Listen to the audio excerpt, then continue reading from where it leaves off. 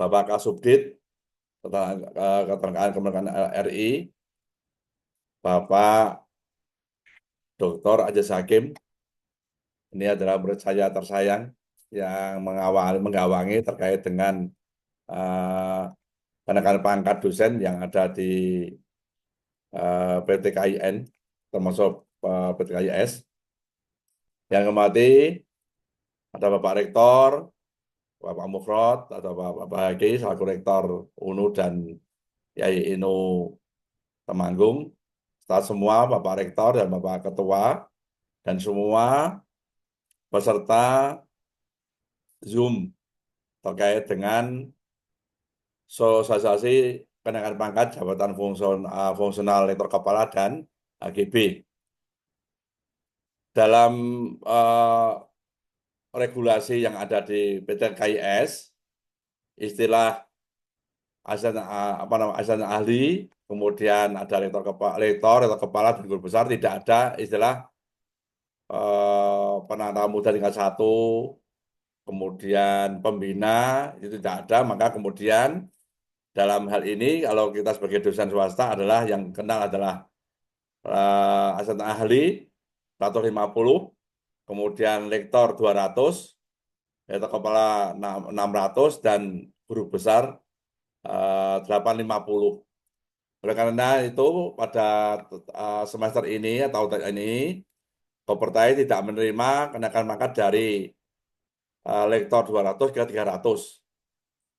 Karena memang tidak ada regulasi terkait 3D, 3C, ya, atau 4A dalam hal dosen swasta. Maka kemudian statnya kalau mau naik ke lektor kepala adalah 400, kemudian 400, 200 ke 400, kemudian kalau mau guru besar statnya adalah lektor kepala 400 sampai 850, ya.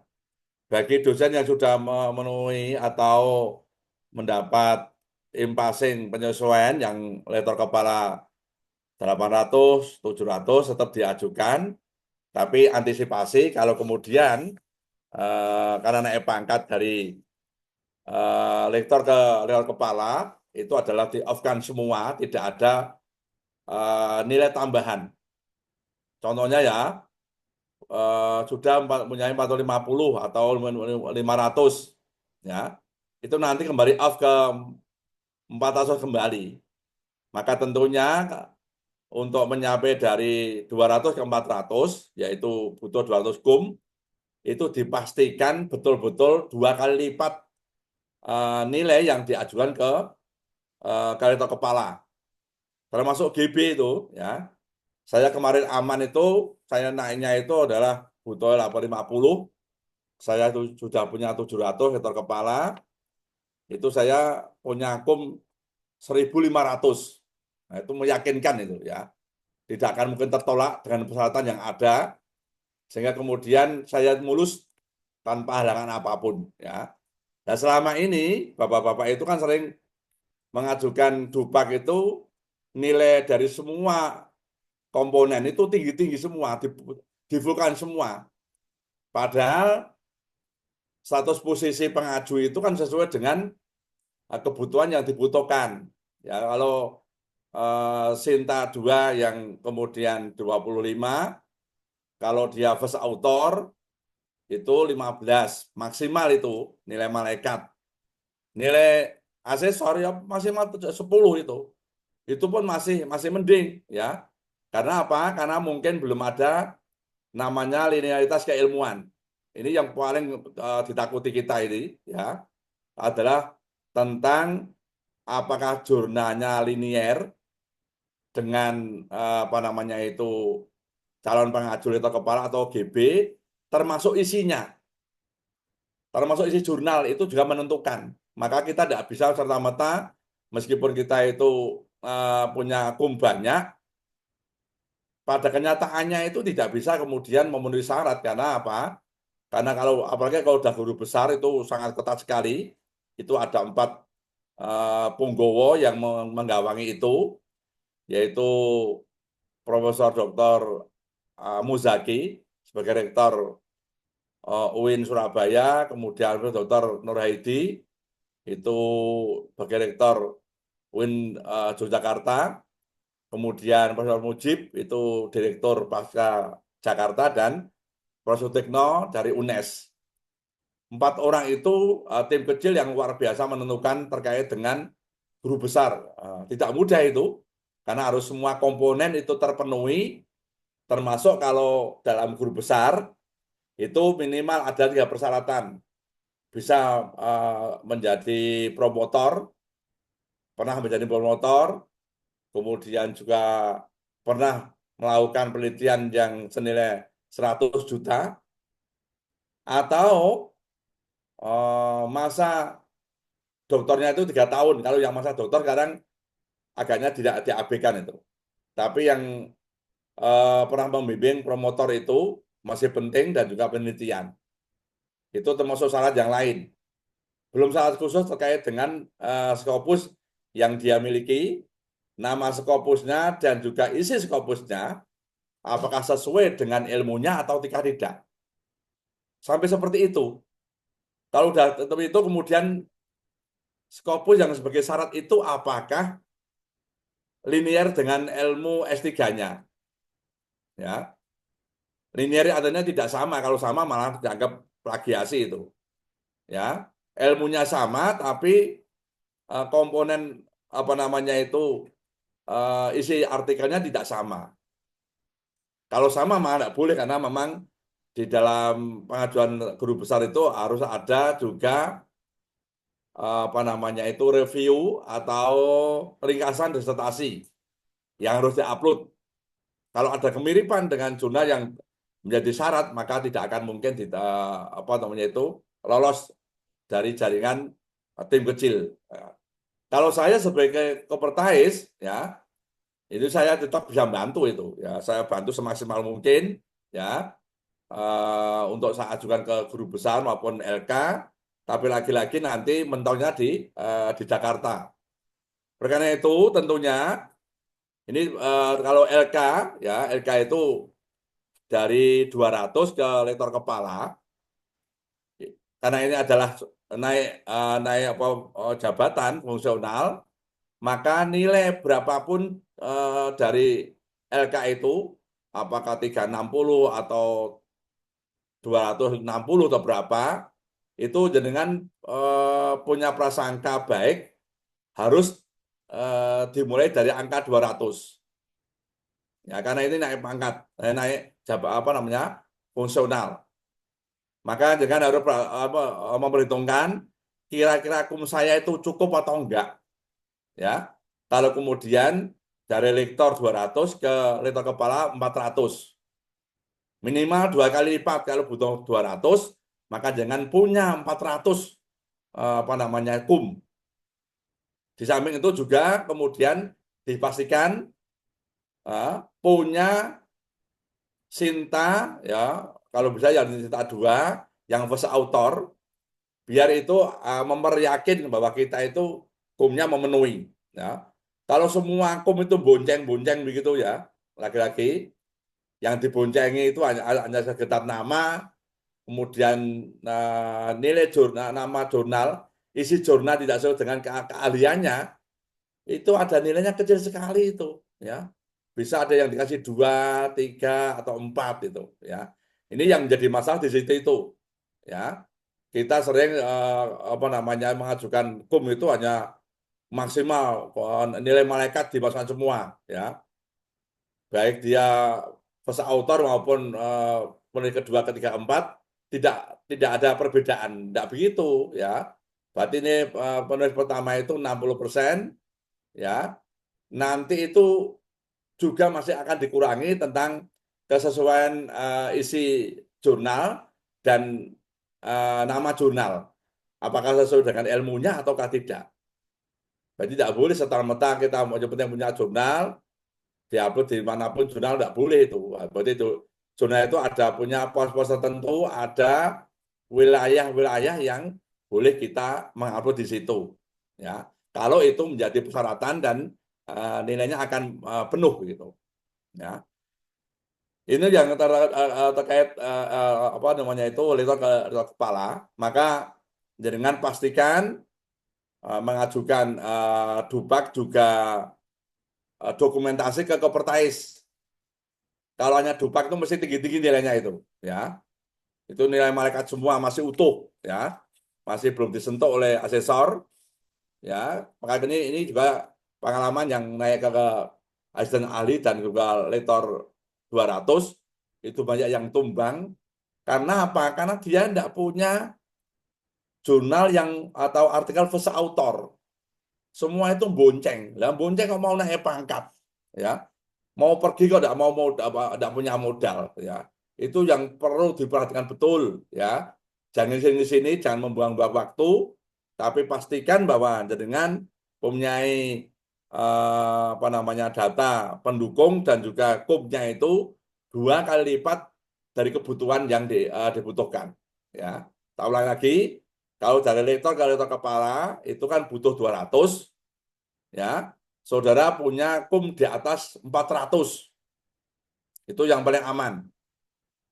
Kalau ke guru besar, ya dari 400 850, atau mungkin yang sudah dulu punya impasing 550 atau 700, tetap pastikan bahwa jenengan punya saving yang luar biasa besar, sehingga kemudian tidak banyak kendala. Ya. Saya termasuk pengajuan guru besar yang paling mulus. Yang lain banting tulang, jempalian, minta apa, mencari tambahan-tambahan, saya itu aman-aman saja. Dan saya kemarin tertinggi itu karena di atas 1000 saya itu, ya. 1018 itu luar biasa itu. Karena saya memasukkan itu 1500. Itu sudah tak terendahkan, ya Pak. Contohnya, ya. Kalau Scopus itu 25 penilaian pertama, saya tak ini 15, 17, 18. Sudah biasa itu, sudah tak turun sendiri. Sehingga kemudian yang saya masukkan itu udah apa namanya utuh, tidak banyak sentuhan dari para reviewer atau asesor. Nah, selama ini yang kita ketahui, ya, masih banyak yang tidak paham tentang itu. Dimaksimalkan semua, ternyata waktu dinilai oleh asesor atau oleh reviewer itu tidak sampai separuh, baru sepertiga dari mana 100 dapatnya hanya 35 atau 40. Ini karena apa? Karena kita itu soal percaya PD, percaya diri, menilai setinggi-tingginya. Nah, ini kita tidak jujur, ya. Kalau jujur semestinya, oh, saya kok tidak pantas kalau ini mendapat nilai sekian. Apalagi kemudian ada bonceng, ya. Nilai bonceng kok maksimal, ya tidak mungkin bonceng. Ya. Ini harus diperhatikan sehingga sekali sekali kita melangkah itu kepastiannya diterima dan lutut itu banyak. Ya. Saya seperti ini berani ngomong seperti ini karena sudah mencontohkan. Ya.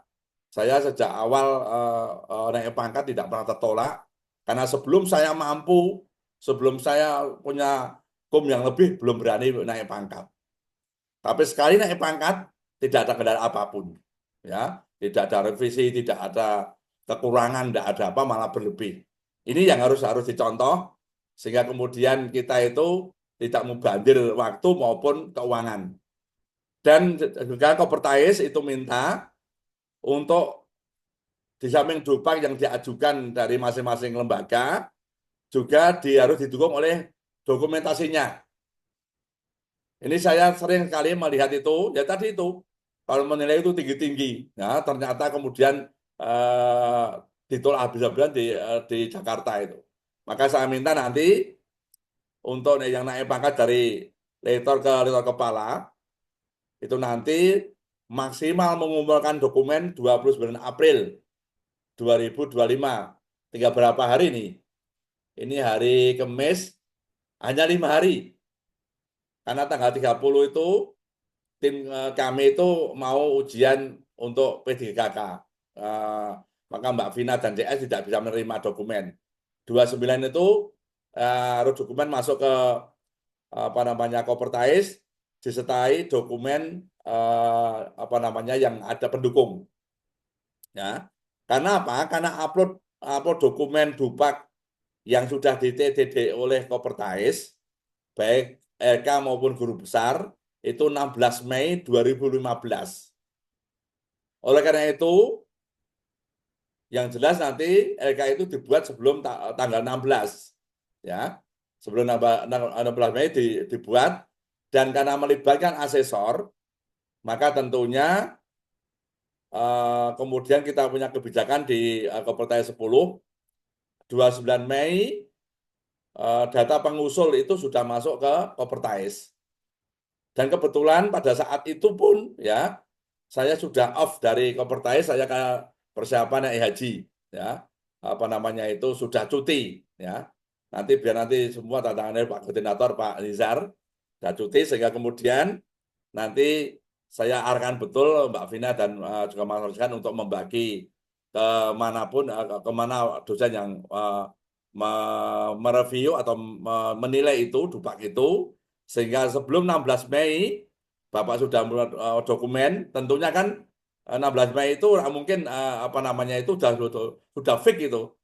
Artinya ya tanggal 10 Mei itu sudah harus masuk ke Pak Rektor untuk ditandatangani dubaknya, kemudian dengan ambil atau tidak tahu prosesnya Pak Vina, atau dengan ke Kepotais atau lewat apa namanya itu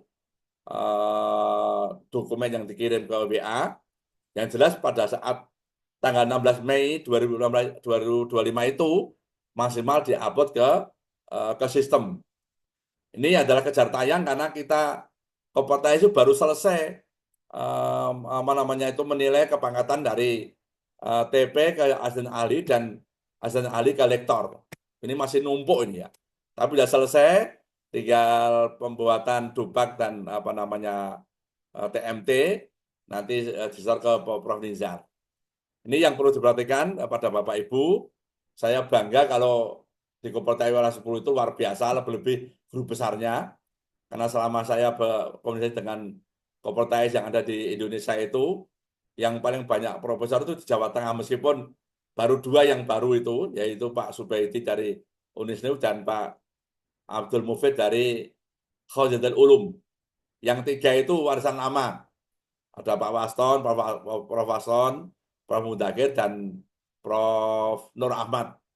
Itu masih masih tempo dulu ya, belum kita melalui kita. Nah, kami harapkan nanti ya dari Kopertai 10 untuk banyak yang mengaju guru besar. Mumpung jenengan kalau di swasta lebih mudah ketimbang di negeri. Di negeri itu sulitnya bukan main sekarang itu. Naik pangkat, Bu. Dosen itu sampai bisa 4 tahun karena tidak hanya dubak tapi masih menggunakan SKP. SKP itu ribet sekali ya, susah sekali. Kalau dia tidak betul-betul bagus itu 4 tahun baru bisa naik. Tapi kalau di dosen swasta karena pakai dubak 2 tahun itu bisa naik. Oleh karena itu gunakan kesempatan ini untuk semaksimal mungkin, dan nilainya untuk namanya tunjangan Serdos itu antara swasta dan negeri itu sama, sesuai masa jabatan, kemudian masa kerja dan kepangkatan, dan juga kalau dinilai secara real, Serdos di apa, swasta itu jauh lebih tinggi karena potongannya 3%. Kalau di negeri itu 5% sampai 15%. Ya. Saya itu ya sering pamer begitu. Pamer apa? Pamer pajak. Nah, itu setiap bulan itu pajaknya tinggi sekali karena semua penghasilan itu dipotong 15%. Nah, ini perlu disyukuri dari dosen swasta pun itu harapan kami lebih makmur dan minimal sama dengan negeri. Maka harapan kami sebagai dosen swasta harus tidak hanya mengejar jumlah SKS yang diajar di kuliahnya, tapi berapa banyak artikel yang bisa jaringan buat. Oleh karena itu, maka sekali lagi, mari kita sambut betul aturan yang baru yang akan mempermudah, sehingga kemudian saya berdoa mudah-mudahan semua yang apa namanya itu mengajukan dari rektor kepala dan LK guru besar semua sukses dan berhasil. Demikian sambutan kami. Saya selaku Kopertai 10 mewakili Provinjar akan membuka secara resmi tentang Zoom pada hari ini. Mari kita buka dan bacaan basmalah. Bismillahirrahmanirrahim. Kami berdoa mudah-mudahan semua Bapak Ibu Allah lancarkan, Allah mudahkan, sehingga kita semua akan bahagia hidup dunia dan akhirat. Amin Allahumma amin. Demikian, mohon maaf para lebihnya. Saya akhiri, wa'alafu minkum. Wassalamualaikum warahmatullahi wabarakatuh. Waalaikumsalam Waalaikumsalam warahmatullahi warahmatullahi wabarakatuh. wabarakatuh. Terima kasih kami sampaikan kepada Bapak Rohmadi yang sudah memberikan pengarahan terkait dengan eh, kenaikan jabatan fungsional. Mudah-mudahan dari pemerintah wilayah 10 Jawa Tengah banyak yang nanti bisa mengajukan rektor kepala dan guru besar.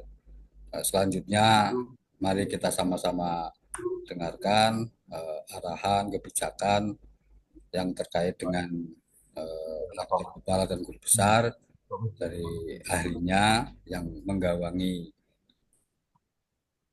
rektor kepala dan guru besar, yaitu Kasubdit Ketenagaan pada Mas Aziz Hakim.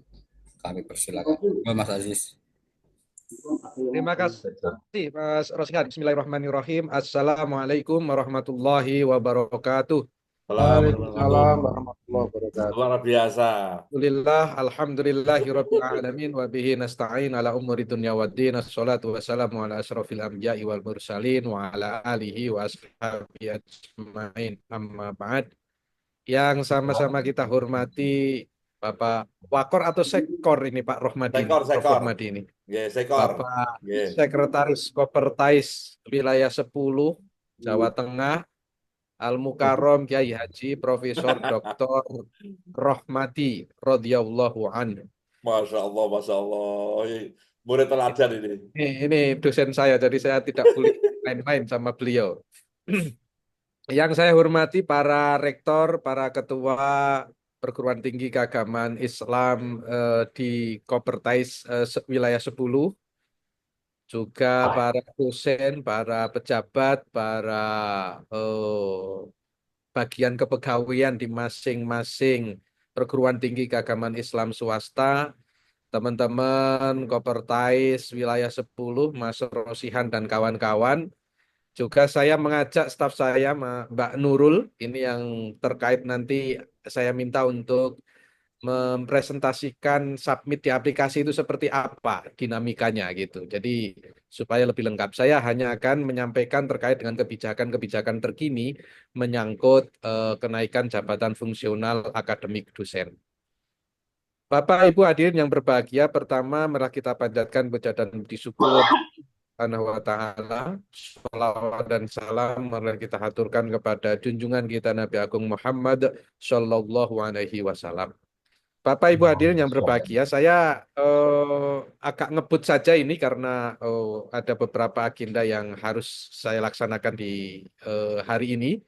Ada beberapa hal yang memang harus jadi berbagi waktu, kira-kira seperti itu. Saya izin menyampaikan share screen ya, share screen. Saya akan langsung saja ke ini. Bapak Ibu hadirin yang berbahagia, saya melihat di sini ada dari FAI ya, dari FAI. Nih, saya ini. Kelihatan ya Bapak Ibu sekalian ya. Pertama yang harus saya sampaikan di sini adalah terkait dengan pengajuan LK dan GB di Kementerian Agama. Ini kan dasarnya adalah Peraturan Pemerintah Nomor 46 Tahun 2019 tentang Pendidikan Tinggi Keagamaan. Bahwa untuk lektor kepala dan guru besar rumpun ilmu agama itu ditetapkan oleh Menteri Agama. Ini, jadi kuncinya ada di situ. Jadi kata kuncinya adalah rumpun ilmu agama. Nah, seringkali terjadi tafsir ya, karena kadang teman-teman memahaminya adalah humbes prodi. Itu. Yang sejatinya bukan humbes prodi, tetapi rumpun ilmu agama yang itu adalah bidang penugasan dan yang paling dasar lagi adalah kompetensi formal dari Bapak Ibu sekalian masuk enggak menjadi dosen di bidang rumpun ilmu keagamaan.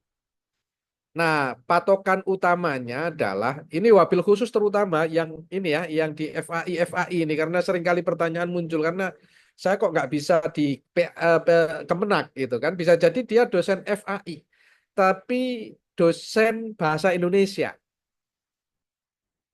di FAI, tapi dosen yang bukan rumpun ilmu agama. Nah, itu tetap di LL Dikti, tidak di Kementerian Agama. Nah, ini yang harus harus dipahami terkait dengan hal ini. Nah, terkait dengan rumpun ilmu keagamaan, itu patokannya ini tiga. Satu, pendidikan terakhir dari universitas yang berafiliasi dengan Kementerian Agama. UIN, IAIN, STAIN, STAKEN, IAKN, IAHN, UHN, Stakat, Staben, dan lain sebagainya. Yang izin prodinya dari Kementerian Agama. Nah, tesis maupun disertasinya ini bersentuhan dengan tema-tema keagamaan. Lazimnya seperti itu kalau di prodi atau di perguruan tinggi keagamaan. Ini yang pertama, kemungkinan pertama. Kemudian kemungkinan yang kedua, dia jika lulusan luar negeri yang nomenklaturnya tidak ada bidang keagamaan, maka dilihat dari ijazah penyetaraan dan atau disertasinya atau tesisnya. Kalau terkait kajian keagamaan, seperti sosiologi agama, antropologi agama, psikologi agama, maka dapat dimasukkan bidang keagamaan. Jadi Pak, yang harus dilihat terlebih dahulu bukan dia di FAI-nya, bukan dia ngajar eh, apa di FAI tersebut atau di PTKI-S tersebut, tetapi yang harus dilihat terlebih dahulu justru adalah ijazah terakhirnya. Apakah itu S3 ataukah S2 ini. Nah, patokannya ini tiga hal ini. Yang ketiga adalah jika lulusan PTU yang izin prodinya dari Dikti Kemendikbud dengan disertasi yang bersentuhan dan keagamaan, maka dapat dimasukkan bidang keagamaan. Saya berharap sudah tidak ada lagi lulusan PTU prodinya umum gitu ya, prodinya umum, misalnya pendidikan olahraga. Jadi masternya juga master olahraga, tapi kemudian direkrut oleh FAI gitu ya, masuk kemudian yang bersangkutan mendapatkan penugasan mengajar tentang pendidikan agama Islam misalnya begitu. Nah, ini akan kacau itu kan, akan rancu karena pasti akan tertolak di Kementerian Agama. Sedangkan penugasannya dia pendidikan agama Islam dan kemudian di FAI.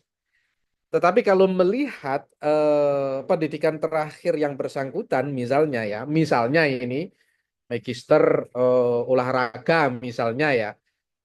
Tapi saya yakin sudah nggak ada yang model begini-begini seperti ini gitu ya. Karena dianggap bahwa kadang pendidikan agama Islam itu bisa dihandle oleh siapapun gitu kan. Nah, semoga aja ini hal-hal yang semacam ini tidak ada. Jadi penugasan untuk ngajar mata kuliah itu ya sesuai dengan background latar belakang keilmuannya. Jadi potensi terjadi seperti itu saya kira sudah tidak ada lagi. Nah, yang paling penting yang kemudian perlu ditegaskan adalah bahwa basis utamanya itu adalah di ijazah terakhirnya, bukan di home base-nya, ya home base-nya. Jadi ijazah terakhir baru kemudian bidang keilmuannya. Apakah bidang keilmuan yang diajarkan itu adalah rumpun ilmu agama atau tidak? Itu kata kunci pertama. Jadi Bapak Ibu sekalian, monggo silahkan dicek kembali dosen-dosen Bapak Ibu sekalian, kemudian diarahkan para dosen-dosen yang ada, terutama di FAI ini karena seringkali pertanyaan ini muncul terkait dengan dosen-dosen yang ada di FAI gitu ya. Karena kalau kemudian yang bersangkutan ini adalah dosen FAI iya, tetapi dia ngajarnya rumpun ilmu umum dan kemudian dia lulusan PTU misalnya, ya tidak di Kemenak, tetapi di LL Dikti dan seterusnya gitu. Itu yang pertama Bapak Ibu sekalian. Kemudian yang selanjutnya, sekarang ini kita masih menggunakan 828 tahun 2024. Keputusan Menteri Agama 828 tahun 2024 dengan sedikit modifikasi karena Kemendikti Saintek sudah mengeluarkan keputusan Menteri Pendidikan Tinggi Sains dan Teknologi 63 tahun 2025 dengan beberapa penyesuaian gitu ya. Kita sesuaikan dengan keputusan Kemendikti-Saintek. Jadi ada hal-hal yang kemudian nanti apa yang ada di 828 tahun 2024 itu kita sesuaikan dengan apa yang ada di Kemendikti-Saintek nomor 63 tahun 2025. Insya Allah penyesuaian ini tidak memberatkan, tetapi justru penyesuaian ini lebih memberikan ruang kepada Bapak Ibu sekalian untuk melakukan proses kenaikan jabatan fungsional. Nanti akan kami sampaikan apa saja yang menjadi materi atau sesuatu yang berbeda atau penyesuaian dari keputusan Menteri Agama 828 dengan Kemendikti-Saintek 63 tahun 2025.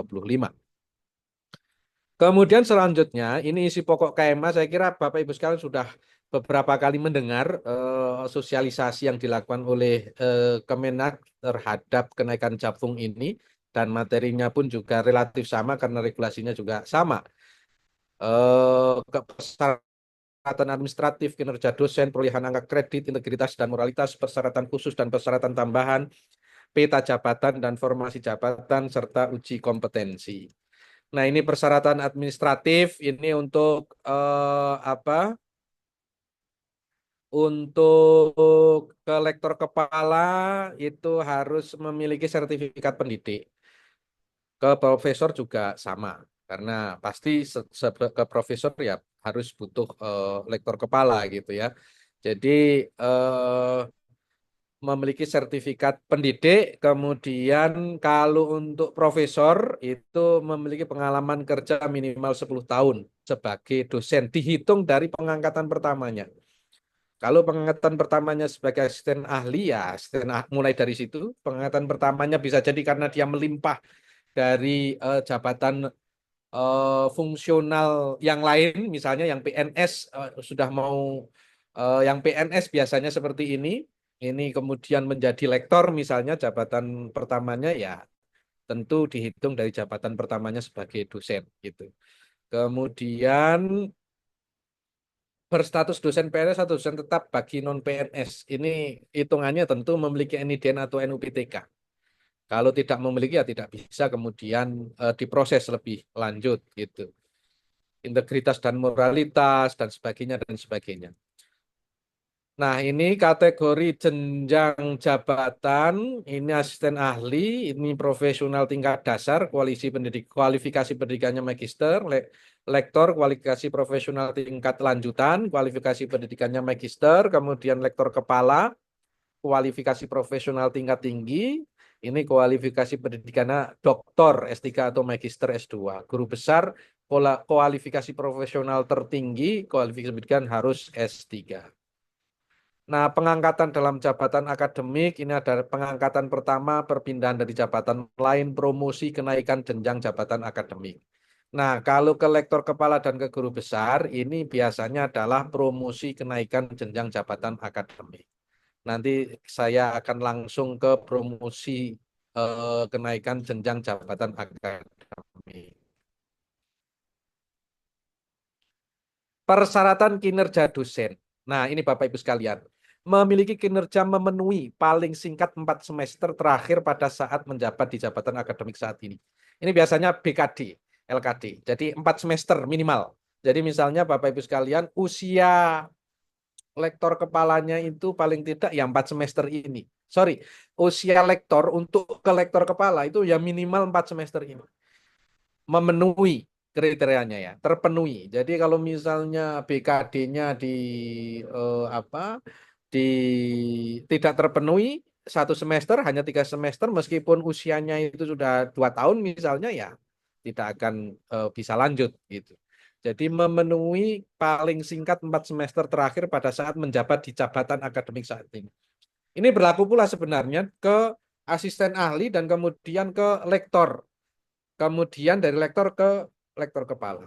Itu nanti Kopertais dengan tim ahlinya, tim penilai angka kredit di Kopertais pasti akan memperhitungkan hal ini.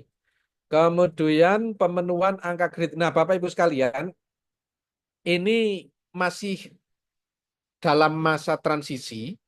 Jadi pada pengajuan periode pertama di tahun 2025 ini ini untuk dosen-dosen PTKIS masih menggunakan DUPAK, masih menggunakan penilaian angka kredit.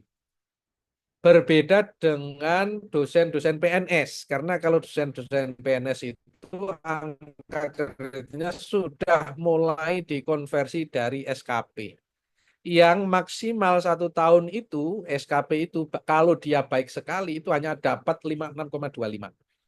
Jadi Bapak Ibu sekalian masih beruntung ini yang apa yang dari dosen-dosen tetap bukan PNS atau dari PTKIS karena masih menggunakan PAK. Nah, ini harus dihitung secara cermat oleh teman-teman Kopertais, dupaknya gitu ya.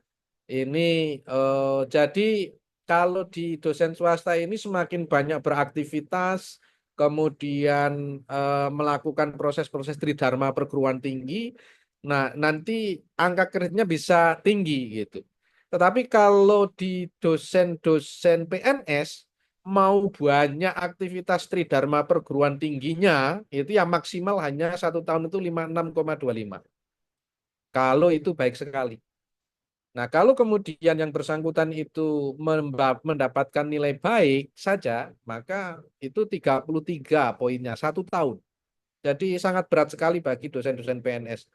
Nah, dosen-dosen PNS itu iri kepada dosen-dosen non-PNS atau dosen-dosen PTKIS. Kenapa dosen-dosen PTKIS atau dosen-dosen non-PNS masih menggunakan DUPAK, sedangkan kami tidak. Nah, ketentuannya memang masih seperti itu. Nah, saya nggak tahu apakah mekanisme DUPAK ini akan terus digunakan ataukah kemudian ada batas waktu. Kalau semula rancangannya adalah hanya bisa digunakan untuk 3 kali periode pembukaan usulan jabatan fungsional, jabatan akademik dosen ini gitu ya. Tetapi ternyata di Dikbud masih berlaku. Nah, kita mengikuti apa yang ada di Dikbud. Nah, oleh karena itu, mumpung masih menggunakan DUPAK, PAK seperti ini, maka mari kita manfaatkan semaksimal mungkin eh, proses kenaikan jabatan fungsional ini. Oleh karenanya, kalau sudah memenuhi syarat, segera ajukan, dan kemudian nanti kita akan proses lebih lanjut. Ini Bapak Ibu sekalian, ini untuk PNS ini.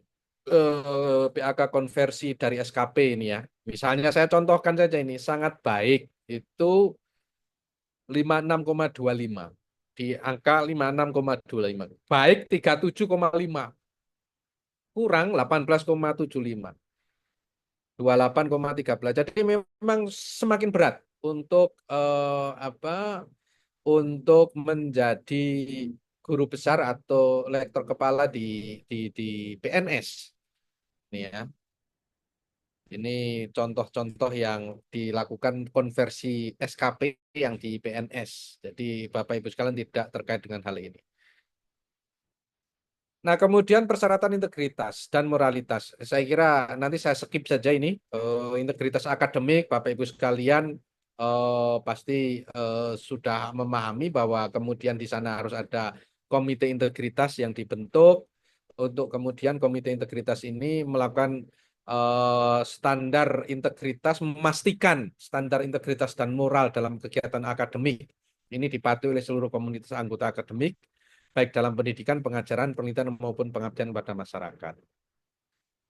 Kemudian ini di kampus ya Bapak Ibu sekalian. Jadi sebelum ke Kopertais ini komite integritas. Ya kalau dulu ya rektor senat gitu kan. Nah, ini rektor membentuk komite integritas akademik yang kemudian dia betul-betul ngawal soal apakah karya ilmiah syarat khususnya itu bebas dari plagiarisme, falsifikasi, fabrikasi dan sebagainya. Nah, kemudian pemeriksaan pelaksanaan tugas komite integritas ini substansi pemeriksaannya terkait dengan plagiat, falsifikasi, fabrikasi, kepengarangan tidak sah, pengajuan jamak, konflik kepentingan, jurnal cloning, penerbit bukan PT pengusul, SCR, dan seterusnya. Plagiasi, nah ini ada bentuk-bentuk plagiasi, falsifikasi, bentuk-bentuk falsifikasi seperti apa. Ini nanti menjadi pedoman bagi komite integritas di masing-masing kampus sebelum masuk ke Kopertais. sebelum masuk ke tim penilai Kopertais. Bentuk-bentuk fabrikasinya, kepengarangan yang tidak sah, ini menambah atau mengurangi nama pengarang secara tidak etis. Nah, ini seringkali dipakai oleh para dosen yang males begitu ya, ikut nunut menjadi tim penulis ini sebenarnya tidak diperbolehkan dalam konteks integritas akademik gitu ya, kepengarangan yang tidak sah, masuk ke dalam kepengarangan yang tidak sah. Kemudian konflik kepentingan ini makanya kemudian Bapak Ibu sekalian syarat karya ilmiah syarat khusus itu tidak diperbolehkan jurnalnya itu dari perguruan tinggi sendiri. Jadi harus dari perguruan tinggi lain. Ini baik untuk elektor kepala maupun untuk ke guru besar. Ini bentuk-bentuk kompleks pengertian. Kemudian pengajuan jamak juga tidak diperbolehkan. Jurnal predatory ini banyak sekali ini ya. Jurnal predatory Bapak Ibu sekalian juga harus melihat. Nanti saya skip saja. Nah, ini yang kemudian juga harus diperhatikan terkait dengan hal-hal yang nah, ini pemeriksaan sesuai bidang keahlian, kepakaran, penugasan, kompetensi. Nah, Bapak Ibu sekalian, ini bidang ilmunya apa ya? Ini bidang ilmunya sorry ini bidang ilmunya di dalam penugasan lektor maupun lektor kepala apa? Bidang ilmu pada prodi ijazah tertinggi itu seperti apa tadi? Lulusan luar negeri, lulusan perguruan tinggi keagamaan Islam, kemudian lulusan PTU, disertasinya apa? Kemudian bidang ilmu karya ilmiah syarat khususnya itu apa? Ini harus sesuai antara satu dengan yang lain, harus sesuai, harus linear gitu ya, harus linear. Kalau pendidikan ya pendidikan semua. Bidang ilmu pada formasi jabatan. Nah, memang kemudian abaikan sertifikat pendidik di sini karena sertifikat pendidik tidak masuk di dalam linearitas ini. Gitu. Jadi yang dijadikan patokan adalah bidang ilmu penugasan, bidang ilmu prodi pada ijazah tertinggi, kemudian topik disertasi atau tesis, bidang karya ilmiah syarat khusus untuk lektor kepala atau untuk guru besar, bidang ilmu yang diusulkan dan bidang ilmu pada formasi jabatan ini harus linear. Saya mohon izin ini harus ngecas ini karena ternyata baterai saya habis. Sebentar, ya.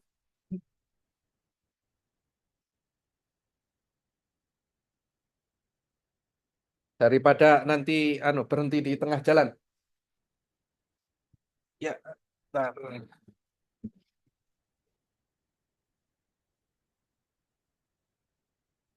Ya, saya lanjutkan Bapak Ibu sekalian.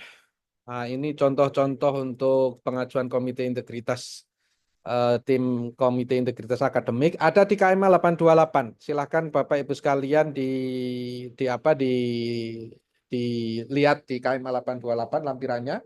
Para pimpinan perguruan tinggi monggo silakan di eh, dilakukan satu kajian atau melihat di KMA 828. Nah, yang selanjutnya adalah jurnal syarat khusus. Untuk ke profesor itu harus penulis pertama atau utama pada usul jenjang profesor dan LK. Nah, ini perbedaan yang saya belum ubah ini, yang kita sesuaikan dengan Kepmendikti Saintek 63 tahun 2025 gitu ya. Jadi gelar S3 ini sekarang tidak ada pembedaan antara sebelum 3 tahun maupun setelah 3 tahun. Jadi cukup satu jurnal internasional bereputasi untuk ke guru besar. Itu. Jadi perbedaannya itu kalau dulu sebelum ada Kepmendikti Saintek 63 2025 jika usia doktornya itu belum 3 tahun, maka dia harus 2 tulisan jurnal ilmiah bereputasi, jurnal internasional bereputasi. Tapi dengan adanya Kepmendikti Saintek 63 tahun 2025, maka tidak ada bedanya antara sebelum usia 3 tahun maupun setelah usia 3 tahun. Jadi cukup hanya satu jurnal internasional bereputasi. Nah, yang perlu harus diingat, banyak sekali yang gagal di reviewer itu karena jurnal internasional bereputasi, tulisan jurnal internasional bereputasinya itu adalah bagian atau merupakan disertasi yang bersangkutan. Nah, ini yang harus dihindari. Tentu ini juga berlaku bagi LK, ya, untuk pengajuan ke LK. Nah, yang terakhir adalah bukan diterbitkan di PT sendiri. Jadi misalnya kampus A punya Scopus, nah panjenengan punya jurnal Scopus misalnya, panjenengan tidak boleh saja terbit di jurnal internasional bereputasi terindeks Scopus di kampus panjenengan tersebut, tetapi ini tidak bisa dijadikan sebagai syarat khusus untuk naik jenjang jabatan. Harus dari perguruan tinggi lain. Nah, ini jurnal syarat khusus. Nah, kemudian jurnal syarat khusus lain untuk lektor kepala, ini juga sama. Bapak Ibu sekalian, lektor kepala ini baik magister maupun doktor itu sama. Terindeks Sinta 2 minimal. Cukup ya. Jadi kalau dulu, ini ketentuan yang dulu, yang kemudian kita sesuaikan dengan 63 tahun 2025, untuk naik ke jenjang lektor kepala, jika yang bersangkutan itu doktor, maka jurnal internasional bereputasi, syarat khusus jurnalnya adalah jurnal minimal terindeks Sinta 2, jika yang bersangkutan doktor. Tetapi jika yang bersangkutan itu adalah master, maka yang bersangkutan harus syarat khususnya adalah tulisan di jurnal internasional terindeks Scopus atau lebih tinggi gitu ya. Nah, sekarang pasca Kemendikti-Saintek 63 tahun 2025, baik lektor kepala maupun baik doktor maupun magister itu sama-sama minimal hanya Sinta 2. Kalau kemudian Sinta 1 atau kemudian punya syarat khusus jurnalnya itu adalah terindeks Scopus, itu lebih baik. Tetapi tentu dengan catatan bahwa tulisan jurnal tersebut itu linier dengan bidang penugasan, linier dengan S3 atau S2 Bapak Ibu sekalian, linier dengan sebidang dengan keilmuannya dengan disertasi maupun tesis Bapak Ibu sekalian. Tetapi tidak boleh menjadi bagian dari disertasi atau tesis atau justru tesis atau disertasi itu sendiri. Jadi clear saya kira Bapak Ibu sekalian bahwa untuk kolektor kepala baik magister maupun doktor ini tidak perlu lagi minimal harus Sinta 2. Jadi kalau lektor kepala masih magister, ini tidak lagi jurnal internasional bereputasi. Nah, ini kan banyak sekali yang mengalami kendala di sini. Jadi para magister, para alumni strata 2 itu terhambat di sini harus Scopus, tapi kemudian kuliah juga susah gitu kan, akses dana beasiswa dan sebagainya juga terbatas sehingga menghambat. Nah, oleh karena itu kebijakan pemerintah ini sepertinya akan mempermudah dan memang dalam Kemendikti-Saintek 63 tahun 2025 ada perubahan bahwa magister bisa ke lektor kepala tidak harus dengan jurnal internasional bereputasi sebagai syarat khusus, tetapi cukup jurnal terindeks Sinta 2. Nah, ini adalah penyesuaian KMA 828 dengan Kemendikti-Saintek 63 2025.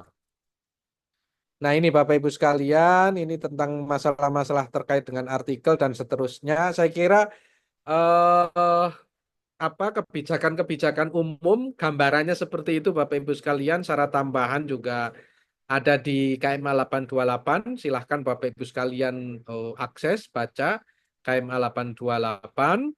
Kemudian selanjutnya ini adalah terkait dengan jadwal ya, jadwal. Bapak Ibu sekalian, saya tadi mendengarkan dari pemaparan Pak Prof. Rohmadi itu mungkin perlu disesuaikan jika memang akan ikut tahap pertama di Kementerian Agama. Kan begini ya, ini usulan kenaikan jenjang jabatan dengan diatur rektor atau ketua berhenti keagamaan ya. Nah, ini untuk pengajuan usulan kenaikan jenjang akademik ini diajukan oleh operator perguruan tinggi atau BIMAS atau Kopertais untuk LK dan GB. Jadi Bapak Ibu sekalian dari perguruan tinggi mengajukan ke Kopertais. Nah, Kopertais nanti akan keluar dupaknya gitu ya. Nah, kemudian nanti akan disubmit di di PAK PTK Kemenak oleh operator Kopertais, oleh operator Kopertais. Nah, nanti ini akan disampaikan oleh Mbak Nurul terkait teknis submitnya seperti apa. Nah, kemudian ada verifikasi berkas usulan di kami nanti untuk lektor kepala dan guru besar, kemudian penugasan asesor untuk melakukan pemeriksaan substansi dari usulan dari Bapak Ibu sekalian yang sudah disubmit oleh operator Kopertais, kemudian penugasan tim asesor pelaksanaan presentasi dan wawancara untuk jenjang profesor. Ini jadi alur seperti itu. Ini Tantowi datang-datang langsung bersin-bersin ini. Ditunggu-tunggu sejak tadi ini. Nah, ini jadi seperti itu. Nah, saya berharap begini, mungkin ada penyesuaian jadwal. Saya nggak tahu apakah memungkinkan tidak oleh Prof. Rohmadi dan kawan-kawan di Kopertais. Karena jadwal di kami itu seperti ini. Dan ini sudah kita sampaikan jauh-jauh hari gitu ya di bulan Maret yang lalu, di bulan Maret yang lalu terkait dengan tahapan lini masa kegiatan untuk kenaikan jabatan akademik dosen di Kementerian Agama, wabil khusus lektor kepala dan guru besar. Ada 3 periode. Ini arahan dari pimpinan kami untuk terkait dengan 3 periode pengusulan jabatan akademik dosen. Nah, di periode pertama ini dari April sampai dengan Juli. Kemudian periode kedua Juli sampai dengan Oktober, periode ketiga Oktober Desember gitu. Kira-kira seperti itu gambarannya. Nah, oleh karenanya jika memang memungkinkan Mas Rosihan, Prof. Rohmadi, itu usulan untuk LK itu bisa disubmit di periode pertama di 10 Mei 2025 terakhir. Kalau tadi jadwalnya kan mungkin 29 Mei Dupak baru keluar gitu kan. Nah, itu tidak bisa masuk di periode pertama kalau begitu. Nah, ini mohon disesuaikan kalau masih memungkinkan ya, monggo diatur saja. Jadi misalnya jadwal yang diatur oleh Kopertais untuk pengajuan dari PT KIS kepada Kopertais itu sampai kapan, penilaian oleh tim PAK Kopertais itu sampai kapan, kemudian keluar dupak oleh Kopertais itu kapan, dan kemudian nanti bisa disubmit ya paling akhir oleh operator Kopertais ya 10 Mei 2025. Kalau memang mau diajukan di periode pertama.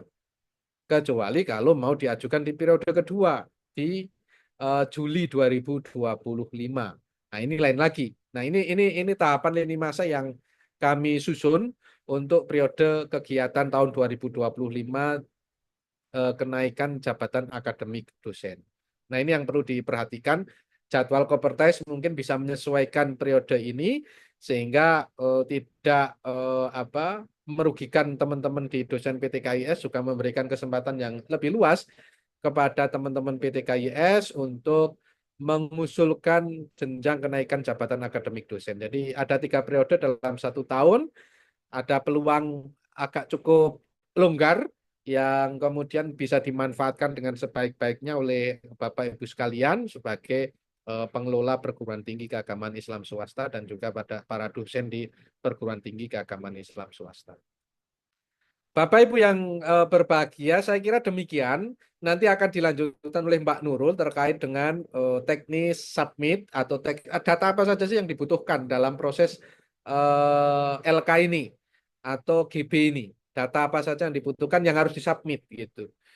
Ini perlu untuk persiapan karena kadang dosen-dosen itu memberikan dokumen kepada operator kepegawaian maupun operator Kopertais itu file-file yang masih acak-acakan, dokumen masih banyak kekurangan dan sebagainya. Nah, ini akan merugikan kepada Bapak Ibu sekalian gitu. Nah, oleh karenanya nanti akan disampaikan oleh Mbak Nurul apa saja yang harus disiapkan dan kemudian di-submit di aplikasi itu apa saja kira-kira gambarannya seperti apa dan nanti eh, akan memudahkan kita semua, memudahkan panjenengan, memudahkan operator Coppertise, memudahkan reviewer.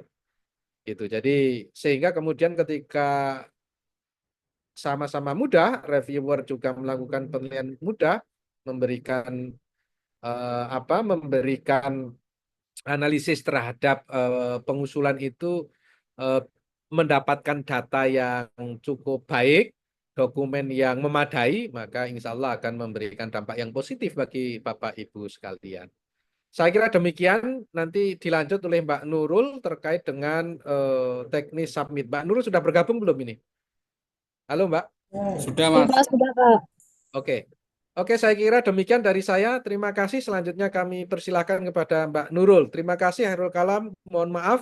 Hairul Kalam, Wallahul muwaffiq ila aqwamit thoriq. Wassalamualaikum warahmatullahi wabarakatuh. Waalaikumsalam warahmatullahi wabarakatuh. Terima kasih Mas Aziz atas paparannya. Selanjutnya monggo Mbak Nurul barangkali mau ini menjelaskan tentang bagaimana kemudian nanti dari operator PT KAIS bisa menyiapkan dokumen-dokumen yang harus disiapkan untuk usulan rektor kepala dan guru besar. Monggo Mbak Nurul. Oke, terima kasih Mas Rosihan. Assalamualaikum warahmatullahi wabarakatuh. Selamat siang Bapak Ibu, pimpinan Bapak Ibu, Pak Ali, Pak Rohmadi selaku Sekretaris Coppertise 10, Bapak Ibu pimpinan perguruan tinggi swasta di wilayah Coppertise 10 dan Bapak Ibu dosen perguruan tinggi swasta di Coppertise 10. Mohon izin saya sedikit menyampaikan tentang teknis pengusulan untuk lektor kepala dan guru besar maupun ilmu agama. Nah, ini adalah alur yang harus dilakukan oleh dosen non-PNS untuk melakukan pengajuan lektor kepala dan guru besar melalui aplikasi PAKPTK. Nah, saat ini yang harus dimiliki oleh perguruan tinggi adalah akun aplikasi PAKPTK. Jadi akun ini diberikan satu untuk perguruan tinggi. Jadi tidak setiap dosen mengajukan atau meminta akun ke kami atau ke Coppertise. Nah, setelah itu jadi akun ini dipegang oleh operator perguruan tinggi swasta ya. Operator perguruan tinggi melakukan input data dan kelengkapan dokumen usulan termasuk DUPAK yang telah dinilai dan disahkan oleh Coppertise. Kemudian usulan akan masuk ke akun Coppertise atau Bimas untuk selanjutnya dilakukan validasi dan verifikasi. Jadi setelah dari perguruan tinggi nanti tidak langsung masuk ke Diktis Bapak Ibu. Usulan itu akan dilakukan validasi dan verifikasi oleh Coppertise 10 dulu. Baru setelah lengkap Coppertise dapat meneruskan usulan ke Diktis dan selanjutnya dilakukan penilaian oleh Diktis. Atau jika masih perlu perbaikan, operator Coppertise berhak untuk mengembalikan usulan untuk diperbaiki terlebih dahulu oleh perguruan tinggi. Kemudian kita langsung coba praktek ya, Bapak Ibu.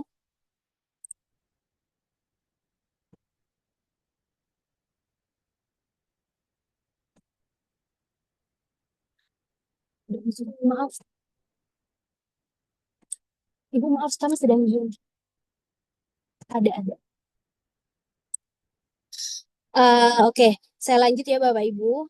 Ini adalah tampilan ketika seorang operator PT KIS sudah masuk ke laman pakptk.kemenak.go.id.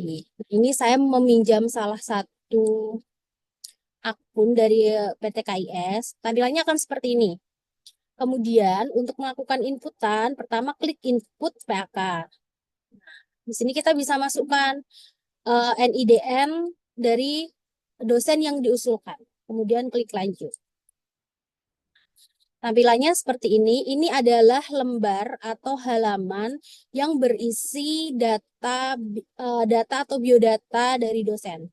Pastikan data yang diisi di aplikasi ini sudah benar karena pengalaman untuk ajuan-ajuan sebelumnya banyak isian yang salah gitu. Kemudian ini NIDN-nya kita tulis nama lengkapnya misalkan Dr. Ahmad. Nah, kemudian diisikan nomor WA aktif. Ini bisa nomor pengusul atau bisa nomor operator perguruan tingginya. Fungsinya apa? Kita mengisi nomor WA ini adalah untuk mendapatkan notif terkait usulan Bapak Ibu. Nanti misalkan sudah di input, sudah dilanjutkan ke Diktis, akan ada notif yang masuk ke nomor WA Bapak Ibu yang sudah diinputkan di sini. Kemudian nicknya kita isi. Nah, yang ada tanda merah, bintang merah ini wajib diisi ya Bapak Ibu. Kemudian email. Ini sekolahnya.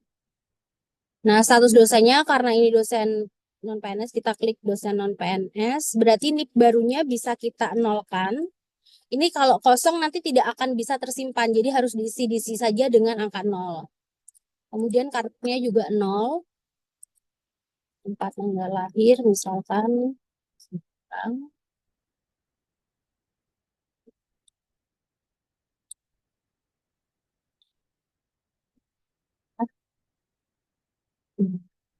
Pendidikan tertinggi PAK sebelumnya. Ini diisi pendidikan tertinggi di PAK yang tercantum di PAK Bapak Ibu sebelumnya. Misalkan waktu PAK terakhir masih S2. Nah, yang di bawahnya pendidikan tertinggi saat PAK sekarang, saat mengajukan misalkan sudah jadi S3. Perguruan tinggi pendidikan terakhir. Jadi ini adalah bukan perguruan tinggi home base, tapi dulu S3-nya Bapak Ibu ini ada di mana? Misalkan di UIN Wali Songo. Fakultas Tarbiyah di Pendidikan.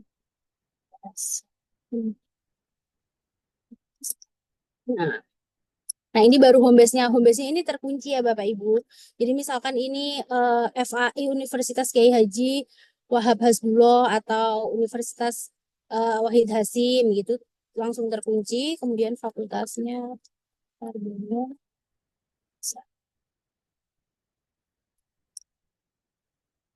Mata kuliah yang diampu Sarap. Kriteria dosen di sini pilih saja dosen akademik. Kemudian nomor pengantar perguruan tinggi, surat.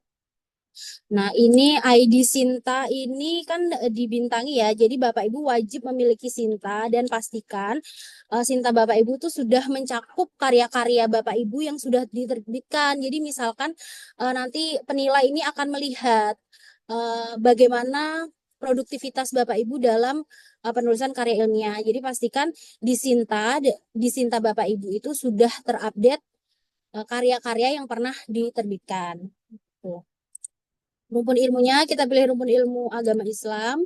Pohon ilmunya misalkan tarbiyah, kan pendidikan bahasa Arab. Nah, ranting ilmu ini isiannya adalah bebas. Ranting ilmu ini nantinya di sertifikat akan menjadi bidang ilmu usulan Bapak Ibu. Jadi misalkan Bapak Ibu lolos, nanti akan mendapatkan sertifikat uji kompetensi. Nah, pastikan isian ranting ilmu ini adalah bidang ilmu yang Bapak Ibu ajukan. Misalkan bahasa Arab.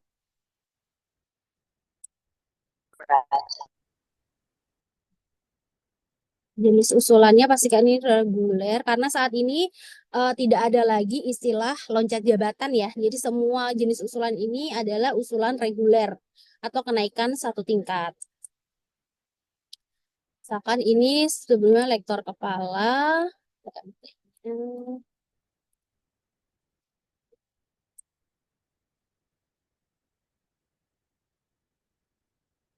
Oh ya, kemudian ini untuk untuk ajuan ke guru besar, minimal itu pangkat golongannya adalah 4A. Jadi kalau misalkan Bapak Ibu masih lektor kepala dengan pangkat golongan 3D itu tidak bisa karena menurut per KBKN dan Permenpan RB serta Permendikbud dan KMA 828 minimal itu harus dalam pangkat golongan pembina 4A untuk ajuan ke guru besar.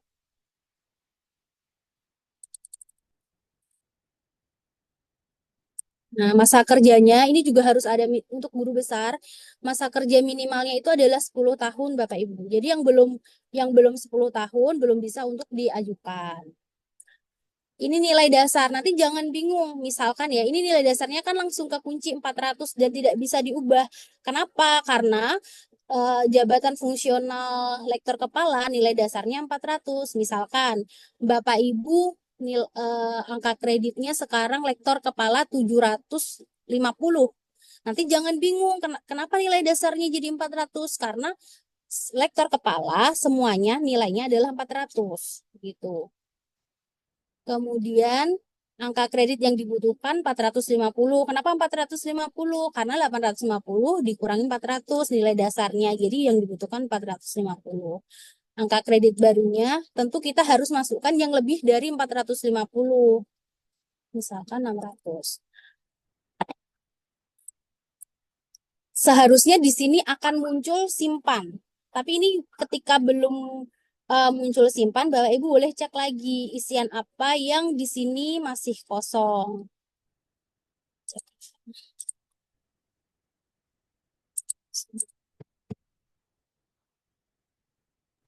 Google Scholar-nya Nah, kosong. ini ya betul. Google Scholar-nya kosong. Jadi kalau misalkan nanti tidak muncul, pastikan lagi data-data di atasnya. Nah, ini kan sudah lengkap semua. Nah, ini kita bisa klik simpan. Oh ya, ini ada miss lagi. Jadi untuk nomor WA itu harus diawali dengan 62.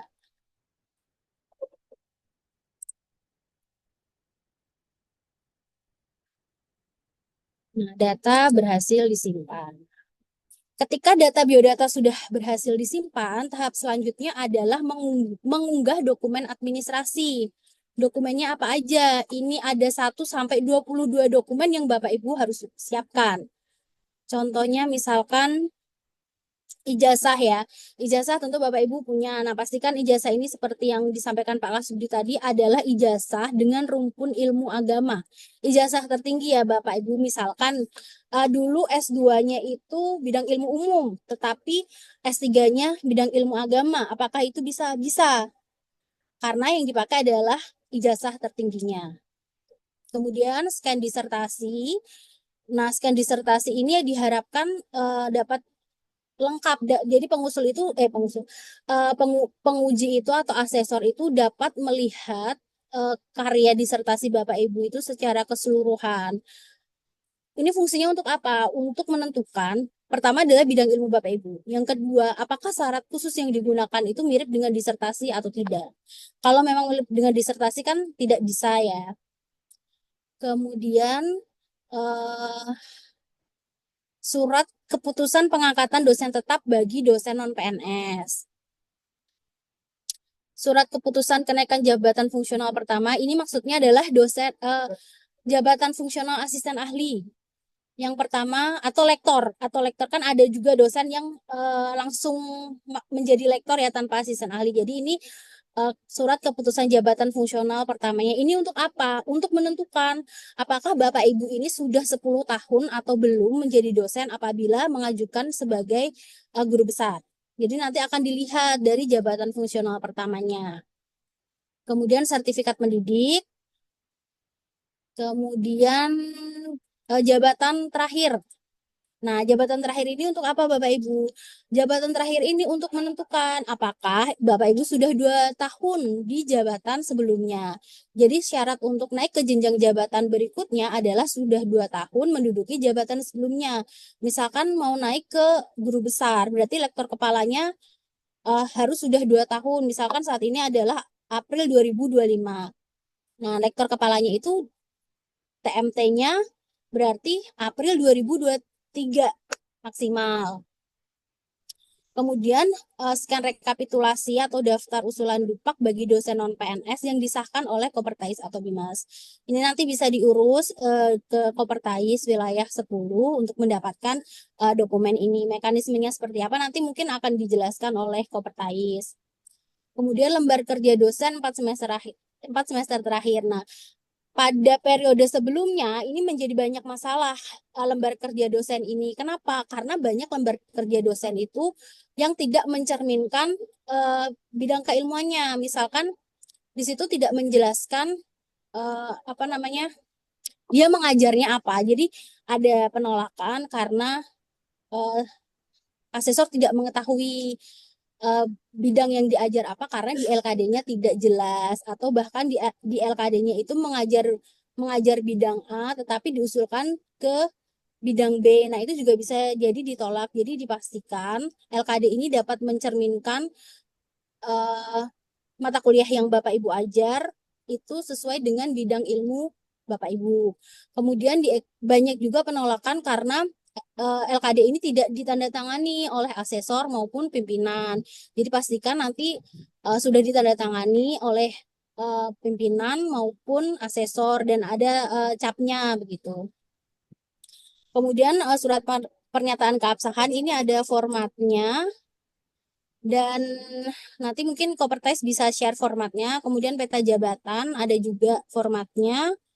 Berita acara senat dan daftar hadir. Nah, berita acara senat ini harus menyebutkan bidang ilmu yang diajukan. Kemudian berita acara persetujuan komite integritas dan daftar hadir. Yang siapa yang menjadi, banyak pertanyaan siapa yang menjadi komite integritas gitu ya. Komite integritas itu diharapkan atau wajib sih sebenarnya, wajib dosen dengan jabatan yang lebih tinggi atau setara. Jadi misalkan seorang lektor akan diajukan ke lektor kepala, itu minimal yang menjadi komite integritas itu dosen dengan jabatan lektor kepala atau guru besar. Nah, kemudian pertanyaannya bagaimana jika di suatu perguruan tinggi itu tidak ada dosen yang menduduki jabatan lebih tinggi atau setara begitu ya. Maka dapat menjadikan dosen lain di perguruan tinggi lain untuk menjadi komite integritas. Kemudian ini pengantar dari perguruan tinggi. Nah, surat klarifikasi ini nanti kalau memang Bapak Ibu ditolak dan butuh perbaikan, jadi tidak usah diupload. Kemudian DP3 dan SKP. Nah, setelah itu surat pernyataan keabsahan biodata pengusul. Jadi, ketika Bapak Ibu sudah mengisi yang daftar biodata tadi, akan muncul di laman utama ini surat keabsahan biodata. Ini fungsinya untuk apa? Ini fungsinya untuk memudahkan kami dan pengusul dalam menentukan data yang baik, yang benar untuk pembuatan sertifikat. Jadi misalkan ya, ini membuktikan untuk Bapak Ibu itu sudah menyetujui bahwa apa yang diinput oleh operator itu sudah valid. Jadi nanti kita tidak lagi menerima misalkan Mbak NIDN saya salah atau tanggal lahir saya salah. Nah, itu banyak yang terjadi kemarin. Makanya kita membuat surat pernyataan keabsahan biodata pengusul ini. Jadi ini akan diperoleh ketika Bapak Ibu sudah mengisikan biodata. Kemudian operator kampus akan mendownload berkas ini dan dicek oleh Bapak Ibu. Dicek apakah sudah betul semuanya. Kalau sudah betul, Bapak Ibu bisa tanda tangan di sini bermaterai, atau jika memang masih ada kesalahan bisa diperbaiki dulu di aplikasi yang tadi diinput di biodata. Nah, ketika itu sudah betul, nanti tinggal diupload ke bagian ini di surat pernyataan keabsahan biodata pengusul. Kemudian ini saya simulasi aja, jadi tidak mengupload ya. Nanti kalau sudah, di sini akan muncul dokumen-dokumen administratifnya. Kemudian kita menginput syarat khusus. Oke. Nah, ini kenapa yang muncul hanya jurnal internasional bereputasi? Karena tadi usulannya adalah lektor kepala ke guru besar. Jadi tidak ada pilihan lain lagi kecuali jurnal internasional bereputasi. Nah, kalau misalkan yang diusulkan tadi adalah lektor, kita kembali ya, kita coba.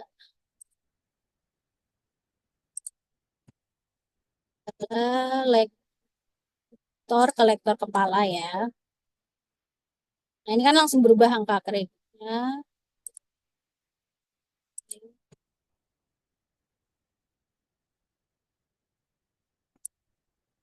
Nah, ini akan ada beberapa pilihan syarat khusus.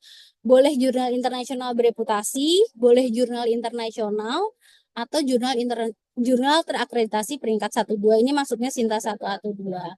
Nah, jurnal internasional bereputasi itu apa? Jurnal internasional bereputasi itu bukan hanya sekedar jurnal yang terbit di luar negeri berbahasa asing, itu dianggap sebagai jurnal internasional, bukan seperti itu. Tapi jurnal internasional yang terindeks di Scopus tapi belum memiliki SDR, itu namanya jurnal internasional. Bedanya apa dengan jurnal internasional bereputasi? Kalau jurnal internasional bereputasi itu sudah memiliki SDR minimal 0,1. Kemudian misalkan kita input syaratnya adalah jurnal internasional, tinggal ditulis karyanya, nama jurnalnya apa, volume, biasa saja. Nah, ini ada dokumen peer review, ini adalah opsional. Kalau dulu peer review itu adalah wajib, jadi seorang dosen pengusul yang akan mengusulkan naik jenjang jabatan, karya tulisnya wajib direview oleh teman sejawat. Nah, untuk saat ini adalah opsional, jadi tidak wajib untuk uh, Bapak Ibu melakukan peer review ke teman sejawat.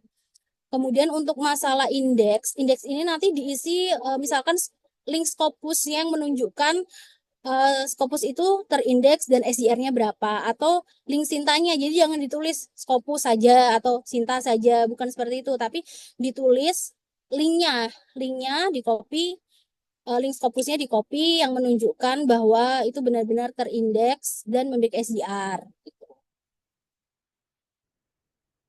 Kemudian kita langsung ke syarat tambahan.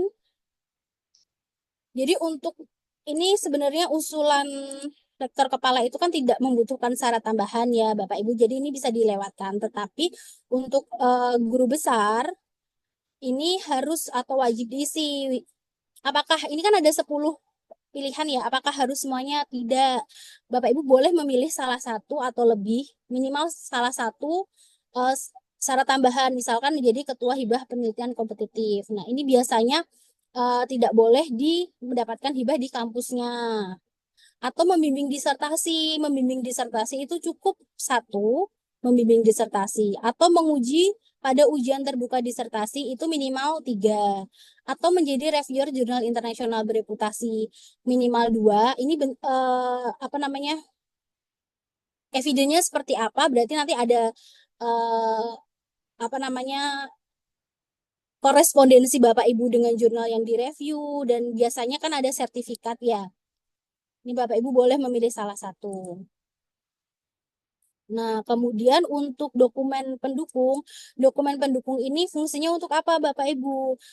Jadi nanti kan usulan Bapak Ibu ini akan dinilai secara portofolio ya, uji kompetensinya secara portofolio. Portofolio itu ada batas minimal penilaian, itu 70%. 70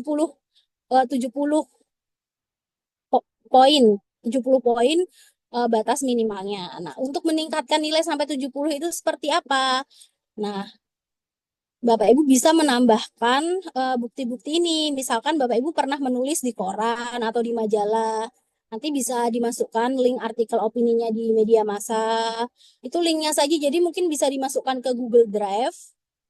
Kemudian nanti di copy link Google Drive-nya bisa dimasukkan ke sini. Kemudian misalkan pernah menjadi menulis buku yang sudah diterbitkan, nanti bisa dimasukkan. Atau mungkin pernah terlibat dalam pergerakan masyarakat, itu bisa dimasukkan SK-nya di dalam link Google Drive-nya seperti ini. Misalkan kita copy aja linknya gitu ya. Kita copy keterangan, misalkan menjadi instruktur moderasi beragama.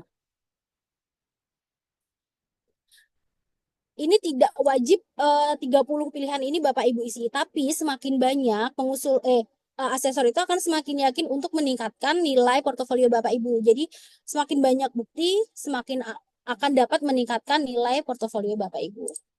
Nah, kemudian kalau ini sudah diisi semua, nanti akan muncul next. Nah, kalau sudah lengkap, ini saya tidak sampai lengkap ya Bapak Ibu karena cukup lama. Nanti di sini akan muncul tombol ajukan. Setelah itu berarti ini sudah masuk ke Kopertais. Nah, selanjutnya tugasnya Kopertais untuk melakukan validasi gitu.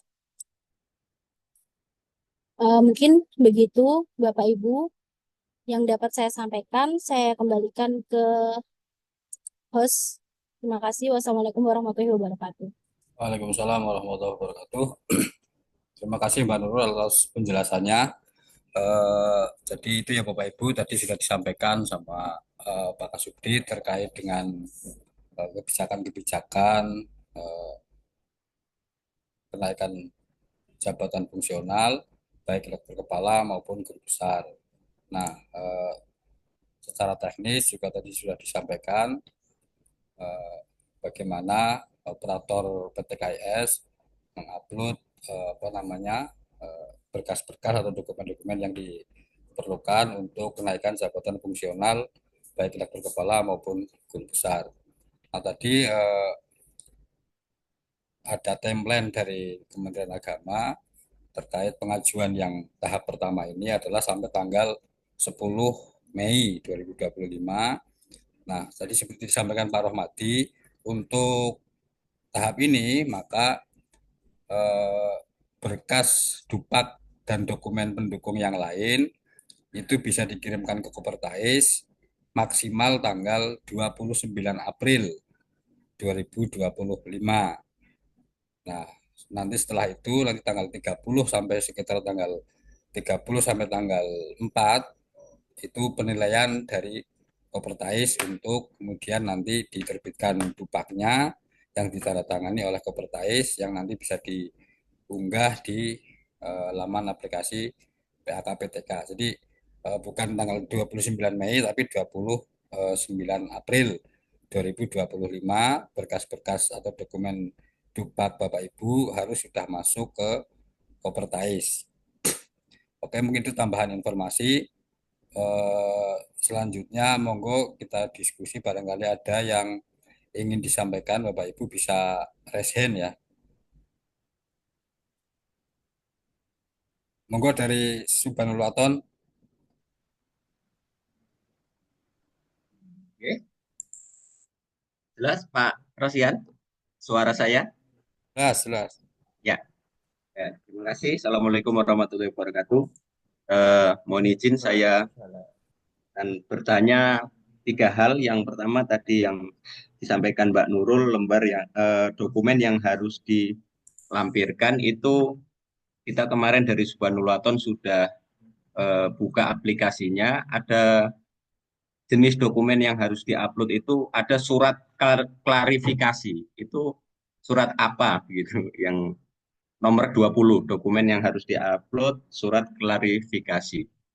Terus yang kedua tadi kan lembar peer review itu tidak wajib ya, opsional begitu. Tapi nanti ketika kami dosen dari Subhanul Waton mau mengajukan ke Kopertais, apakah peer review itu juga opsional yang dinilai untuk mendapatkan dupak dari Kopertais? Karena kalau di aplikasi kan memang opsional begitu, artinya tidak wajib. Ya. Yang ketiga, ya boleh satu. Ya, yang ketiga, mohon maaf, ini bagi dosen yang dari kampus umum, tadi sudah disampaikan oleh Pak Aziz, tidak bisa di Kemenak. Lalu yang umum itu dari Kopertais itu seperti apa? Apakah kita mencari jalur sendiri ke LLDT atau semacam atau bagaimana? Saya kira itu Pak Rosihan 3 hal yang saya tanyakan. Terima kasih. Terima kasih Pak Pur. Monggo yang lain. Ada yang ingin disampaikan juga?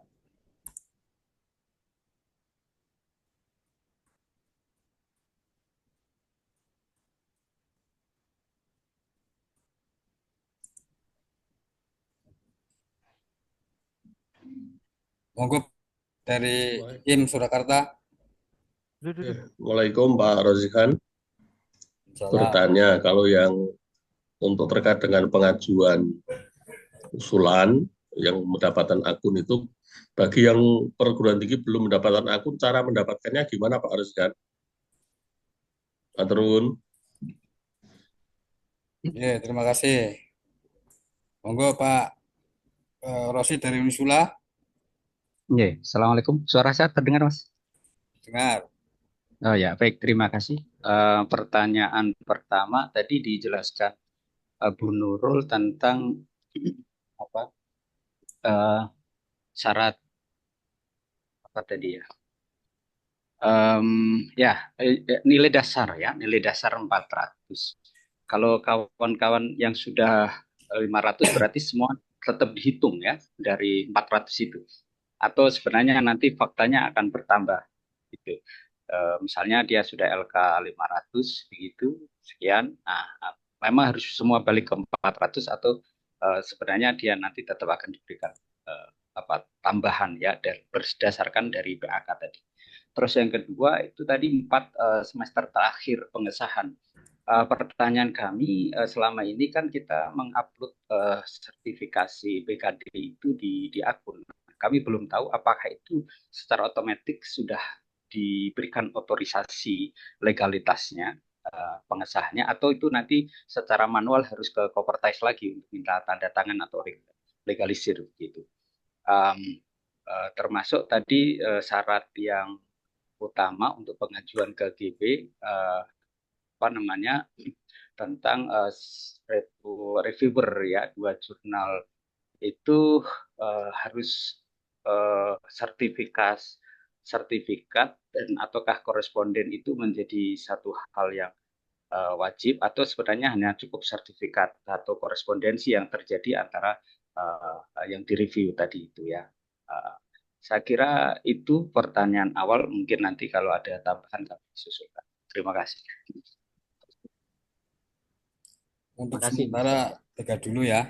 Yeah. Monggo Mbak Nurul barangkali ada yang mau disampaikan atau Mas Aziz mungkin.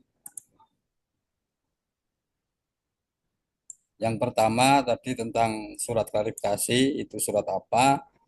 Kemudian ada preview tidak wajib. Nah ini nanti kalau yang preview itu karena di aplikasi tidak wajib atau opsional, maka di Kopertais mungkin juga opsional juga ya. Tetapi karena ini Pak Rohmadi baru ngajar dan sudah pamit, coba nanti kita tanyakan nanti kalau ada hal-hal yang memang di luar itu kita sampaikan di grup.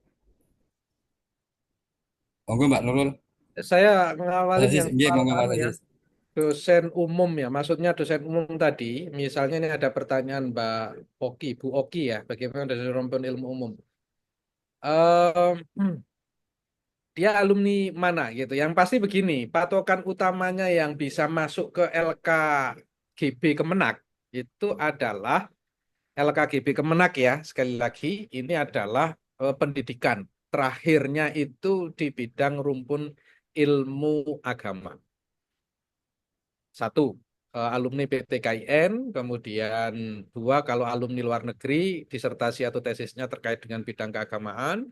Kemudian kalau alumni PTN, itu disertasi atau tesisnya itu ada bau-bau agamanya lah, kira-kira begitu.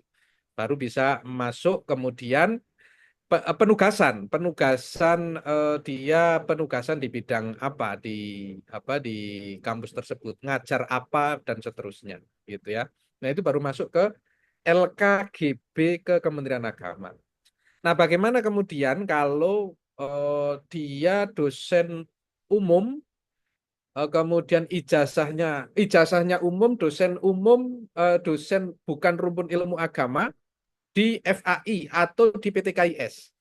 Apakah itu dosen bahasa Indonesia atau dosen apa saja yang ada apa yang merupakan rumpun ilmu umum, bukan rumpun ilmu agama.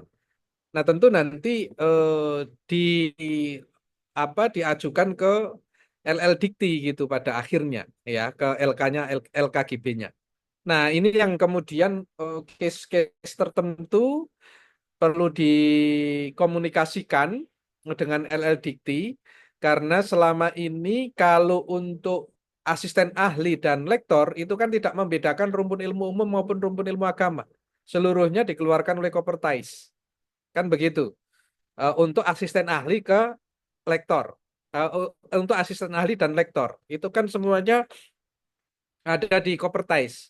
Sama halnya asisten ahli dan lektor di perguruan tinggi keagamaan Islam negeri itu juga ada di perguruan tinggi masing-masing. Baru kemudian ketika masuk ke LK, nah ini baru kemudian rumpun ilmu itu berpengaruh. Kalau rumpun ilmu agama ke Kemenak, kalau rumpun ilmu umum ke Kemendikbudristek. Nah ini PTKIS itu kan asisten ahli dan lektor itu kan di Kopertais semua nih. Nah, bagaimana kemudian nanti ke LK-nya? Nah, LK-nya tentu rumpun ilmu agama ke Kementerian Agama, rumpun ilmu umum dengan basis yang tadi saya sampaikan, dasar menetapkan apakah rumpun ilmu umum atau rumpun ilmu agama yang sebagaimana tadi saya sampaikan itu ke LL Dikti. Nah, tentunya seperti itu pada hakikatnya. Bagaimana proses dan sebagainya. Nah, ini ada beberapa dosen yang sudah bisa atau berhasil migrasi lah kira-kira begitu ya. Kalau toh disebut migrasi juga enggak pas karena memang harusnya ya tetap harusnya ya ke LL Dikti untuk rumpun ilmu umumnya gitu. Jadi mungkin nanti Kopertais dan LL Dikti bisa berkoordinasi. Mohon nanti dibantu Mas Rosihan, teman-teman rumpun ilmu ini komunikasi dengan LL Dikti apa gitu karena lektor dan guru besar yang bukan rumpun ilmu agama poinnya di situ. Nah pertanyaan selanjutnya kan kemudian apa sih yang disebut dengan rumpun ilmu agama? Nah sebagaimana yang saya tahu dosen FAI itu rumpun ilmu agama.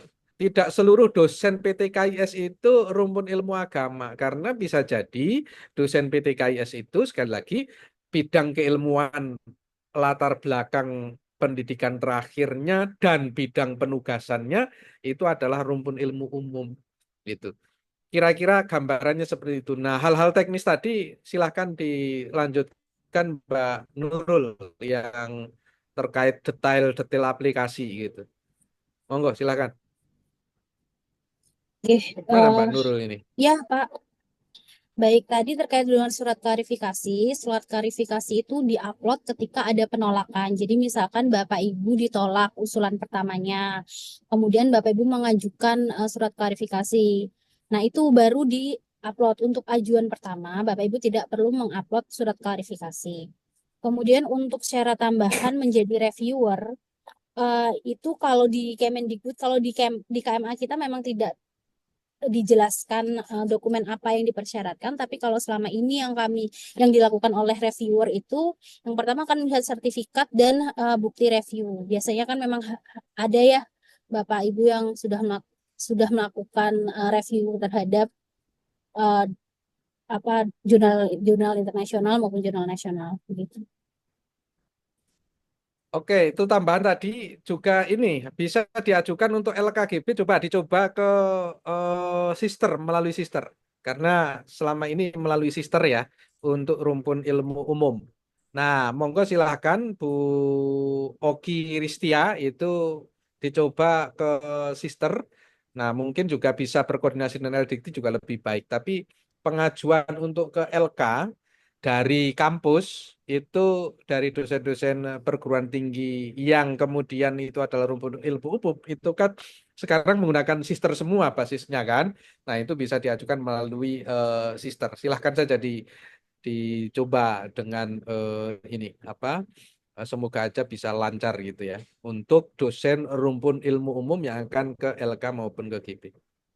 Oke, tadi tambahan aja Monggo.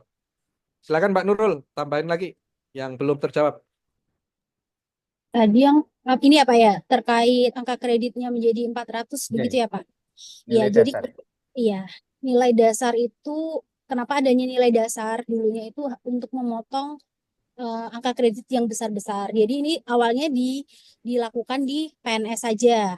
PNS itu angka kredit karena sempat ada, kalau Bapak Ibu pernah dengar, sempat ada yang namanya PAK pengakuan. PAK pengakuan itu angka kreditnya sampai ribuan begitu ya. Nah, itu dipotong nilai dasar supaya lebih simpel. Kemudian kenapa lektor kepala yang misalkan 500 dipotong nilai dasarnya 400 itu untuk memudahkan eh, penghitungan. Ini contoh contoh sebentar.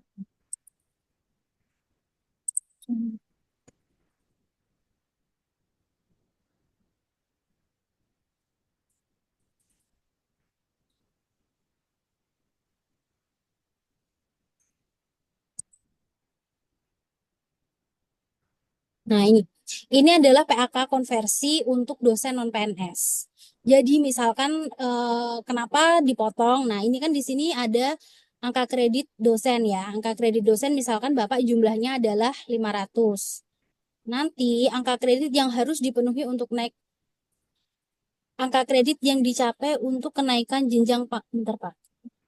Beda ya? Bentar.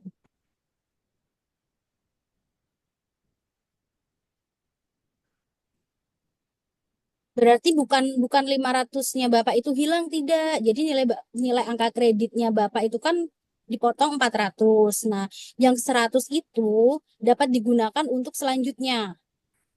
Jadi misalkan Bapak angka kreditnya 550, dipotong nilai dasar 400. Sisanya 150. 150 itu menjadi angka konversi Bapak. Jadi sisa angka kreditnya Bapak itu 150. Nah, kebutuhan Bapak untuk naik ke guru besar kan dari 850 dikurangi 400 jadi 450. Punya tabungan 150. Nah, 150 ini bisa menjadi modal. Jadi Bapak hanya kurang 300 saja. Jadi istilahnya sih tidak hangus. Ini tuh hanya untuk memudahkan perhitungan saja gitu. Tapi contohnya begini lagi ya. Misalkan eh, saat ini Bapak ini Pak, kalau non PNS nggak ada pengakuan jadi aman sih Pak. Jadi begitu Pak, tidak hangus, tapi hanya untuk memudahkan penilaian saja. Terima kasih Bu Nurul. Untuk yang 4 SKS itu 4 semester Bu Nurul. Kayaknya bagaimana ya Pak? Ini kan 4 semester terakhir. Kalau semisal dari TMT itu sampai 6 semester kan berarti di tetap 4 ya yang dilampirkan. Oh, Dan sertifikat BKD kita kan selama ini di aplikasi itu apa masih butuh otorisasi dari Kopertais itu misalnya. ya mungkin itu bisa dijawab dari Kopertais. Gimana Pak? Ya Pak, jadi untuk tadi ya untuk yang LBKD 4 semester itu nanti bisa di-download di aplikasi yang biasa Bapak Ibu unggah untuk laporan LBKD. Itu nanti tinggal dirubah saja semester yang dibutuhkan. Jadi misalnya semester genap tahun 2024 misalnya, itu nanti di menu semester dirubah, nanti tinggal di-download apa namanya hasil hasil dari seperti biasa kalau misalnya setiap semester itu mau cetak laporan, nanti dicetak laporan sekarang sudah muncul. Kalau dulu memang tidak muncul nama asesor, sekarang sudah kita munculkan karena untuk kepentingan usulan rektor kepala dan guru besar ada permintaan itu, maka kita sudah munculkan untuk eh, tanda tangan atau pengesahan dari asesor. Gitu, Pak. Terima kasih.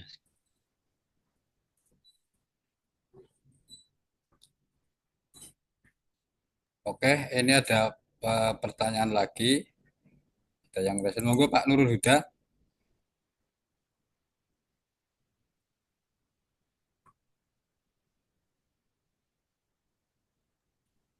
Untuk akun tadi belum dijawab harus kan? Oh iya Mbak, yang oh ini Pak, untuk yang bentar ya, untuk yang Eh, cara mendapatkan akun itu nanti dari operator PTKIS mendaftar melalui PAKPTK. Dan nanti di approve oleh admin pusat sama Mbak Nurul nanti di approve. Jadi nanti di PAKPTK bisa apa daftar untuk akunnya apa, nanti di approve di admin. Nanti linknya kita share di grup. Oke, matur nuwun. Monggo Pak Nurul Huda sebelum ke Pak Khairul Anwar.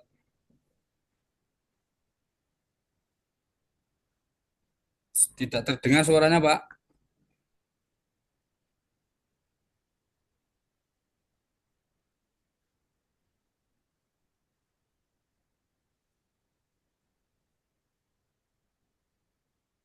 Monggo mungkin ke Pak Khairul Anwar dulu. Pak Nurul Huda nggak kedengeran. Terima kasih. Mohon izin Pak Nazhan. Assalamualaikum warahmatullahi wabarakatuh. Assalamualaikum. Nuwun sewu, terdengar Pak Nazhan? Terdengar. Langsung saja Pak terkait dengan pengajuan LK yang dari umum tadi, saya tadi mendengar kalau ini juga terkait dengan judul disertasinya. Ini contoh kasus.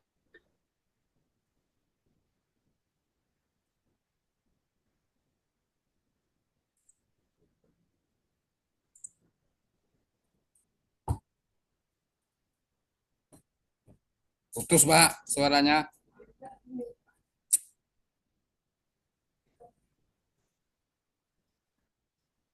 Atau mungkin bisa lewat chat Pak kalau jaringannya kurang bagus.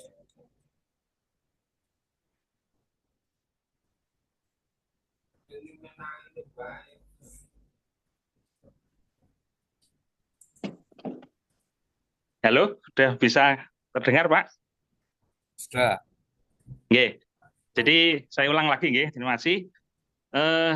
Contoh kasus misalnya S2, S3 manajemen pendidikan, kemudian judul disertasinya memang tentang PAI, jadi model manajemen pembelajaran PAI berbasis budaya akademik Islami.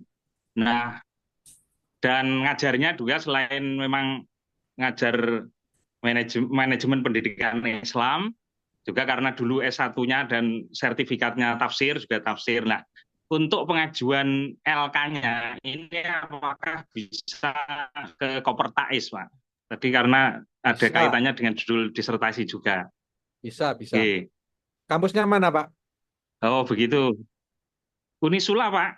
Enggak, lulusan S2-nya di? Dari UNES Semarang. Oh, tapi kan tesisnya kan ada bidang keagamaannya kan? Ya, Apa disertasinya PAI? memang dari S2, S3-nya semuanya terkait dengan S2 Ya, itu bisa. pesantren, S3-nya tentang PAI, Bisa. manajemen PAI. Jadi patokan untuk masuk ke rumpun ilmu agama ada 3 tadi. Lulusan TKIN dan sebagainya itu. Kemudian kalau luar negeri, disertasi atau tesisnya itu ada agamanya. Kalau lulusan PTU itu disertasi maupun tesisnya ya tentang keagamaan. Kalau dia prodinya prodi yang yang dikeluarkan oleh Kemendikti Saintek. Itu aja sebenarnya rumusnya sederhana kok. Kalau seperti Bapak ini bisa masuk Bisa, rumpun nggih. agama, nggih. Oh, nggih, matur suwun Pak Aziz, nggih, nggih. Assalamualaikum warahmatullahi wabarakatuh. Terima kasih.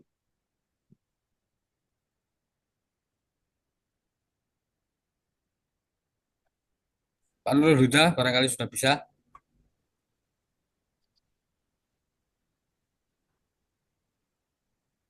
Terima kasih Bapak. Terdengar lagi? Terdengar ini sekarang terdengar. Oke, ini pertanyaan untuk Ibu Nurul Bapak. Kemarin kami dari Stanu Purworejo sudah menghubungi Ibu Nurul. Beliau mengonfirmasi bahwa Stanu Purworejo sudah punya akun operator untuk PAKPTK itu. melalui SSO Pusaka, tetapi email yang dulu itu yang buat yang terdaftar tidak eh, tidak bisa, atau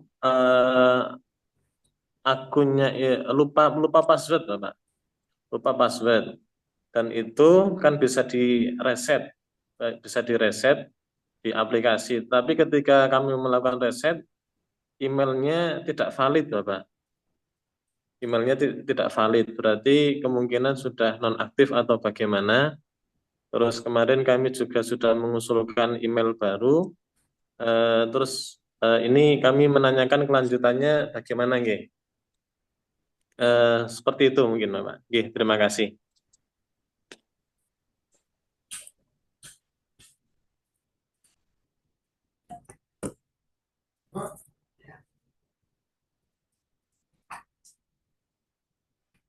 Monggo Mbak Nurul mungkin bisa ditanggapi terkait dengan pengajuan akun. Iya Pak, 5 menit lagi Bapak coba lagi aja dengan email baru, insya Allah sudah bisa ya. Oh iya, terima kasih, Bu. Yang Al-Huda kemarin, nggih. Yang terakhir, nggih, berarti, nggih. Oh, nggih, terima kasih, Bu. Nggih.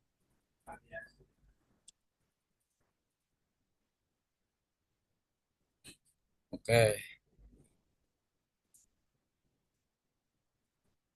Ini ada pertanyaan di chat dari Pak Husna terkait dengan LPKD yang tadi sudah saya sampaikan ya, sekarang sudah bisa dicetak dan sudah ada pengesahan dari apa namanya review asesor.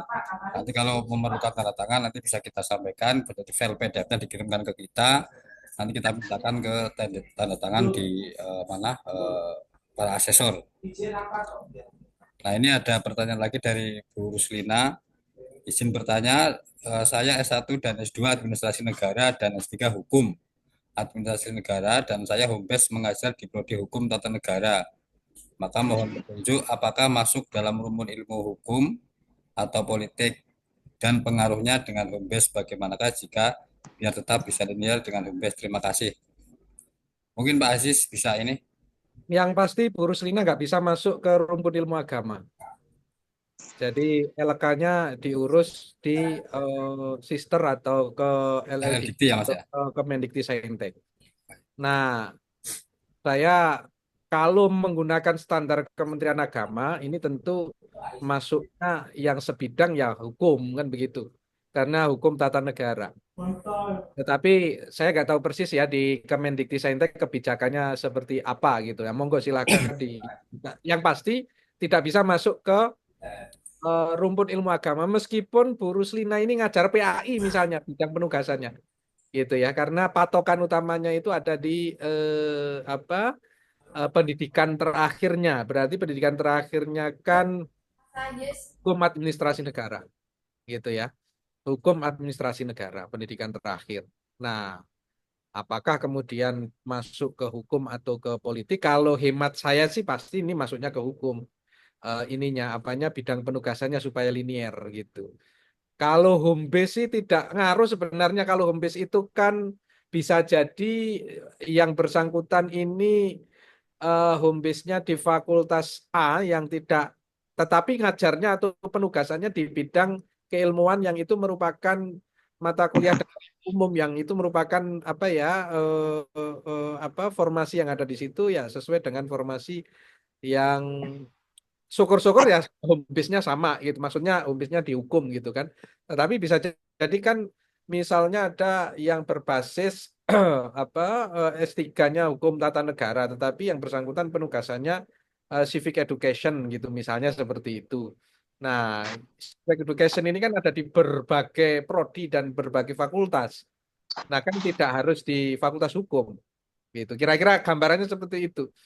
Itu Bu. Jadi sepanjang di situ ada ranting ilmu dan ranting ilmu yang sesuai dengan S3 dan bidang penugasan dan ada formasi jabatannya di situ ya masuk ke situ gitu. Ini kalau di Kementerian Agama ya, sekali lagi ini kalau di Kementerian Agama. Yang pasti kalau Ibu Ruslina dalam konteks ini tidak bisa masuk sebagai LK di rumpun ilmu agama. Jadi harus ke Kemendikbudristek. Nah, bagaimana Kemendikbudristek dalam mengelola kebijakannya seperti apa? Kalau di Kementerian Agama sebagaimana yang tadi saya sampaikan. Itu Bu Ruslina. Makasih Mas Roskan. Oke, makasih Mas Aziz. Mungkin kita cukupkan ya. Nanti kalau ada beberapa hal yang perlu ditanyakan bisa ditanyakan ke saya pribadi atau nanti bisa Jabri lewat grup. Nanti kita sama-sama sharing bareng-bareng. Mungkin sebelum ditutup kita minta closing statement dari Mas Aziz. Mas Aziz, sebelum nanti Pak Tantowi mungkin yang bisa ini menutup secara resmi. Ya, terima kasih Mas Rosihan atas waktu dan kesempatannya pada kesempatan kali ini. Terima kasih Mbak Nurul yang sudah membantu secara teknis pelaksanaan kegiatan pada pagi hari ini. Semoga memberikan manfaat bagi kita semua dan mohon pada Bapak Ibu sekalian masih ada waktu untuk ikut periode pertama ini. Kalau sudah memenuhi syarat khusus, baik itu untuk ke LK maupun ke GB, kumnya cukup, segera saja diajukan ke Kopertais untuk mendapatkan PAK, DUPAK, yang itu kemudian nanti akan disubmit oleh operator kampus ke Kopertais terlebih dahulu, dan kemudian nanti tersubmit Kopertais ke PAK PTK Kemenak, dan kemudian nanti akan kita review. Semoga lancar semuanya, semoga menjadi LK semuanya dan menjadi guru besar semuanya. Amin. Amin, amin ya Rabbal. Menjadi guru besar itu tanggung jawabnya besar, tapi tunjangannya juga besar. Gitu kira-kira. Terima kasih Bapak Ibu sekalian. Mohon maaf. Akhirul kalam. Wallahul muwaffiq ila aqwamit thoriq. Wassalamualaikum warahmatullahi wabarakatuh. Waalaikumsalam warahmatullahi wabarakatuh. Terima kasih Mas Aziz dan Mbak Nurul yang sudah menyempatkan waktunya untuk sama-sama bersama kita menyampaikan sosialisasi terkait guru dan belajar kepala. Sebelum ditutup, barangkali ada yang mau disampaikan oleh Ketua Aptikis Tengah, Pak Yai Tantowi, monggo.